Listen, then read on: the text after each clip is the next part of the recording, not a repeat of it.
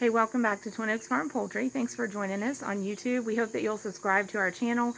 We are continuing our countdown to meat bird move-in day.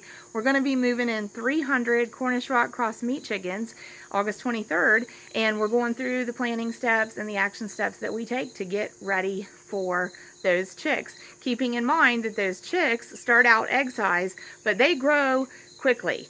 Cornish Rock Cross meat chickens grow rapidly. They're going to end up 6-7 pounds at 42 days of age. So they grow quickly. A lot of producers may keep the chickens longer, maybe 7, maybe up to 12 weeks even. Our preference is to just raise them to 42 days because one thing that we've found over time and observed consistently is that that's about the time frame when we can maximize the growth of the Cornish Rock Cross meat chicken, but minimize the risk of losing that bird to mortality prior to our processing date.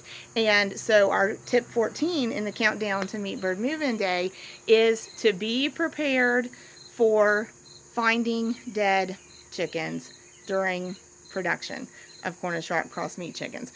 I know the goal is to raise these birds and to produce wholesome and delicious poultry from them, and the ideal situation is we buy X number of birds, we raise them, and they all survive to our processing date, and then we process them into that wholesome and delicious poultry. The reality is, when raising flocks of Cornish Rock Cross meat chickens, there is a potential for mortality or loss, so death, of chickens during production to the tune of up to maybe 20% of your flock dying prior to your processing day from just natural causes, not predators, not terrible disease, just natural causes. And much of the time, that natural cause that gets our Cornish Rock Cross meat chickens and will cause death in them is basically heart failure. So there are steps that we can take to be aware of that and to try to prevent that as much as possible. But also, I don't want you to be shocked if it happens, and I don't want you to be discouraged if it happens, because honestly, sometimes we can do everything well and as well as we can with the resources we have, and we might still experience flock loss prior to processing. And so it can kind of be beyond our control. So don't feel discouraged. That's necessarily something that you could have done anything about. And if it is something that we could have prevented, we're going to learn from that experience, and we're going to be able to improve our management in future flocks.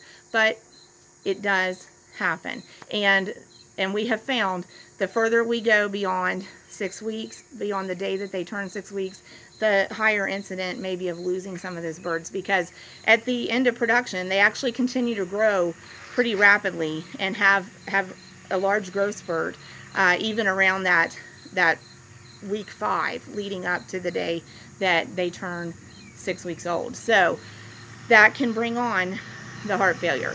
So know that it can happen, and like I said, our tip 14 is be prepared for that, and specifically be prepared for how you want to handle carcass management, because as I said, you spend a lot of time with these birds. You see them go from egg size to 6 or 7 pounds in 6 weeks, and we get the feeling these birds are so robust, they're so hardy, they're so strong, and yes, they are. And to accomplish that growth in that amount of time, they are very robust in that they grow rapidly, but they're also very fragile in that they are very sensitive to very specific temperature needs, as in their comfort zone, and very specific stocking density needs. So when we're managing them, whether they're confined in a building or raised in a chicken tractor part of the time, or pastured part of the time, or free range, or any combination of those housing systems, we spend a lot of time with them and we can observe them a lot,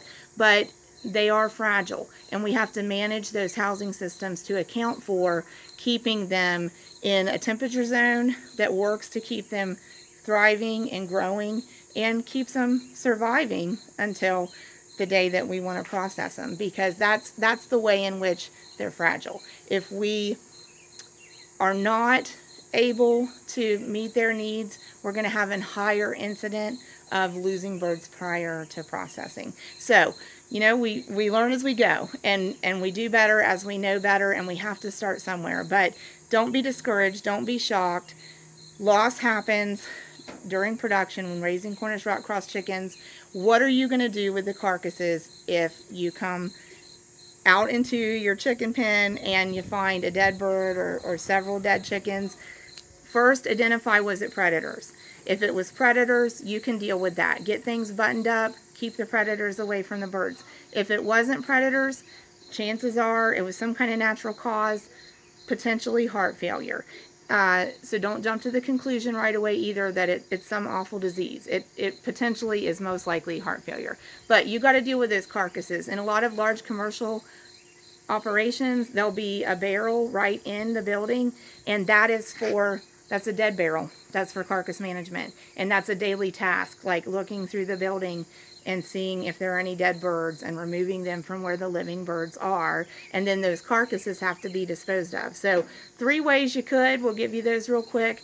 And we've had lots of viewers on our channel comment, and several viewers have commented that one way they have dealt with carcass management, and this is a regenerative, sustainable way to deal with it, is if they have other livestock that will eat the carcasses, they will give the dead chicken carcasses to the other livestock. For example, that would work if you're raising hogs as well.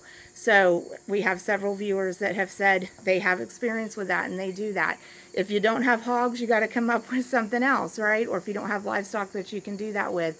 Another thing you can do that is also kind of a regenerative, sustainable practice, if you have a flower garden, landscaping, vegetable garden, composting, you actually could bury that carcass. And in effect, that's going to be an enrichment to the soil, basically bone meal and blood meal, that's going to be a slow release over time, and it's going to enrich whatever you have growing there. So that's an option you can do.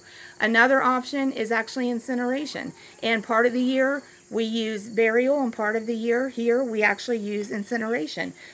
We have a wood burning furnace that is the source of heat for inside of our home, and the main unit of the wood burning furnace is outdoors, and that's where the firebox is to burn the wood. So in the colder months we have that running and we have easy access to it, and if we have chicken carcasses, we just go ahead and incinerate them in there. So there's some options if you need some ideas about how to deal with carcass management. I've spent a little more time on this tip in our countdown to meet bird move-in day because it is an important one. It's a discouraging one that we don't really want to think about, but we do need to take time to think about how are we going to handle that and what are we going to do with the carcasses if we have to cross that bridge. But you could have great success. One of our viewers recently has told us that they had 104 birds, and they've got those birds now at 7 weeks old, and 100 of them are thriving and growing. So you can have a great success with raising chickens, and sometimes things can happen that are totally beyond your control that can cause loss of birds. So don't get discouraged if it happens to you. So we're gonna wrap up taking a look at some of our egg production hens here. We've had a lot of rain today. Y'all can see the puddle here in their pen. Actually, they've been enjoying that puddle, and the hens tend to like the camera. So we've got one coming over to check it out, but they've been playing in the puddle actually all day. But you have much less mortality in your egg production chickens than you'll experience in meat production chickens. So if you're used to egg production chickens and you try raising meat production chickens, don't be discouraged if you lose some to mortality prior to the processing date, and just go ahead and take care of carcass management in a responsible way and move on and keep doing the best you can with the rest of the flock. Thank you all so much for watching. Feel free to comment. We love to hear your feedback. And please subscribe to Twin Oaks Farm Poultry on YouTube if you haven't already. We are trying to grow to 1,000+ subscribers and would love to have you join us. Thanks so much.